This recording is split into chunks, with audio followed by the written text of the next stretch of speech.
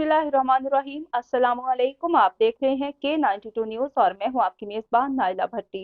शामिल करते हैं आज की अहम खबरें।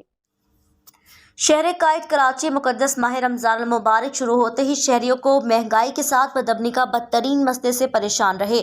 बेरोजगारी, बदअमनी, महंगाई ने मतवसत तबके का जीना मुहाल कर दिया।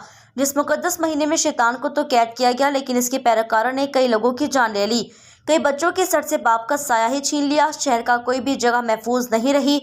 चोर, डाकू और नाजायज मुनाफाखोरों ने तो आवाम को लूटा ही, मगर पुलिस, ट्रैफिक, बल्दिया एहलकारों ने, गैर मुल्की और मकामी पार्किंग माफिया ने भी कसर नहीं छोड़ी। शहर में चलने वाले ट्रांसपोर्ट, कराची से अंदरूनी मुल्क और सिंध के दूसरे शहरों तक जाने वाले मुसाफिरों से नाजायज किराया वसूली में कोई कसर नहीं छोड़ा। रमजान मुबारक माह जब भी आता है, ये मसाइल कभी भी खत्म होते नहीं देखा। मुसलसल कई सालों से जारी मुकद्दस माह के दौरान हमेशा ही दुख दर्द ही मिलते रहे।